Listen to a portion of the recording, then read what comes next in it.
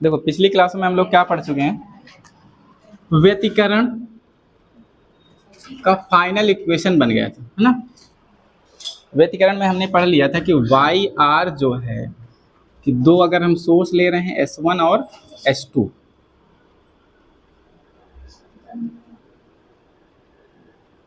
ये तुम्हारा S1 था, इसकी इक्वेशन थी y1 is equal to A1 sine omega t plus k x1, है ना। और y2 जो था A2 sign omega t plus के x2। P पॉइंट पे जो आने वाला फाइनल इक्वेशन थी y R is equal to, तो यहाँ पर आ रहा था A R sine omega t plus k x plus theta. यहाँ तक हम लोग पढ़ चुके हैं। हाँ, फाइनल इक्वेशन ये थी, ठीक है, व्यतिकरण की। व्यतिकरण का ये फाइनल समीकरण है, ये अलग अलग तरंगों का समीकरण। हाँ, उसका जब पूरा कैलकुलेट करेंगे तब जाके वो यही मिलेगा आपको, ठीक है। हाँ बोलो। कलांतर में होता है तुम्हारा फाई। देखो इसको क्या बोलते हैं, ये जो होता है ना, ये पूरा ये वाला एरिया, ये तुम्हारा ये इसी को बोलते हैं कलांतर, ठीक है। कलांतर, ये एरिया क्या है, कलांतर। इन्हीं के डिफरेंस में जो आया है ये कला है, सॉरी ये क्या है, कला है। और जो इन दोनों के अंतर आएगा, जो इनके दोनों के कला में जो अंतर आएगा वही सब क्या कहलाएगा, कलांतर। इसको हम लोग क्या कहा नोट किए थे, फाई से। फाई इज इक्वल टू क्या निकालते थे, के डेल्टा एक्स निकालते थे ना। इसको क्या बोले थे हम लोग, कलांतर बोले थे, ठीक है। हाँ, और ये क्या है तुम्हारा, ये तरंग दैर्ध्य थी। और ये था तुम्हारा पथांतर। इसकी वैल्यू थी 2 लैम्डा अपान में 2 पाई। और ये कितना था, ये बस इतना ही था। लैम्डा अपान 2 पाई होता है ना, 2 पाई बाई लैम्डा, नहीं 2 पाई बाई लैम्डा, ठीक है। ये था तुम्हारा के की वैल्यू। इतना हम लोग पिछली क्लासों में पढ़ चुके हैं। आज हम बात करेंगे तीव्रता की, इंटेंसिटी, ठीक है। तीव्रता, इसको आई से डिनोट करते हैं। देखो ये फार्मूला मैं अगर ये बोलूँ आपसे तो ये फार्मूला आप रख लीजिए, 2 pi F square A square rho we.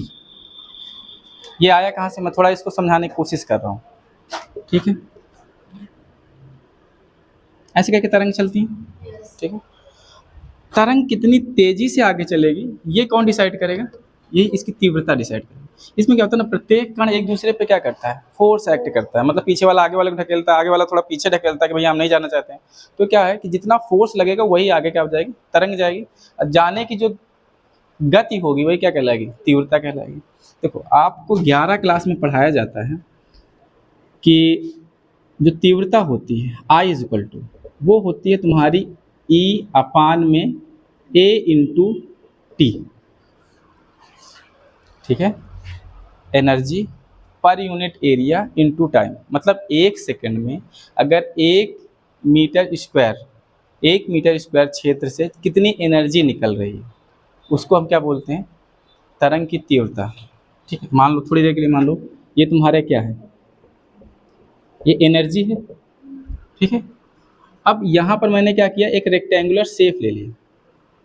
अब इससे जो अभिलंबवत जितनी भी तरंग निकलेंगी ये तुम्हारा क्या निकलेगा, ये क्या बताएगा, तीव्रता बताएगा, ठीक है। अब आपने पढ़ा है अभी कल परसों में मैंने ही पढ़ाया है, अगर ई बटे में टी लिखा है तो ये क्या का फार्मूला होता है, एनर्जी अपॉन टाइम, वर्क बटे समय, ऊर्जा बटे समय, पावर का होता है। P इज इक्वल टू क्या होता है, W बाई टी होता है या E बाई टी, ठीक है। तो मैं ये लिख सकता हूँ I इज इक्वल टू क्या हो जाएगा, P बाई ए, ठीक है। 11 कब चीज़ें हैं, 11 की। अब मैं यहाँ पर इतना ज़्यादा डिटेल में ना जाके ये कहूँगा कि आप इसको रख लीजिए, आसान हो जाएगा, ठीक है। 11 में जब हम ध्वनि पढ़ते हैं तो ध्वनि में ये सब कुछ बताया जाता है, इंटेंसिटी तरंग, तो वो कितनी होती है, 2 pi F square A square rho V, ठीक है। इनके पीछे जाओगे तो ये जो हमें ये पढ़ना ये भूल जाओगे, ठीक है, तो इसको हम हटा देते हैं, ये आप इसको रट्टा मार लीजिए, आसान हो जाएगी चीज़ें, क्योंकि यहाँ पर आपके सिलेबस में ये सब चीज़ें पूछना है नहीं, वो 11 की चीज़ें 11 में ख़त्म हो जाएंगी। देखिए, अब देखिए यहाँ पर क्या है, 2 पाई फिक्स है, फ्रीक्वेंसी ये जो एफ है ये भी फिक्स रहेगा। क्यों? क्योंकि ये क्या है, समान माध्यम में चल रहा है, दोनों तरंगों के लिए माध्यम कैसा होना चाहिए, समान होना चाहिए। और इसमें एक और मैंने बोला होगा, कैसा होना चाहिए, कला संबद्ध स्रोत होना चाहिए। कला संबद्ध स्रोत वही होता है जिसमें क्या होता है कि दोनों तरंगों का जो माध्यम होता है, जो एफ होता है, या बोले तो एफ या फाई, ये क्या होना चाहिए, समान होना चाहिए, कलांतर समान होना चाहिए ना, दोनों माध्यमों का, इसका भी दोनों तरंगों का। और दोनों तरंगों का अगर तुम्हारा कलांतर समान है तो कलांतर में क्या होता है तुम्हारा, ओमेगा इज इक्वल टू क्या होता है, 2 पाई एफ। ठीक है, ये क्या होता है तुम्हारा, कोणीय आवृत्त, हाँ कोणीय आवृत्त।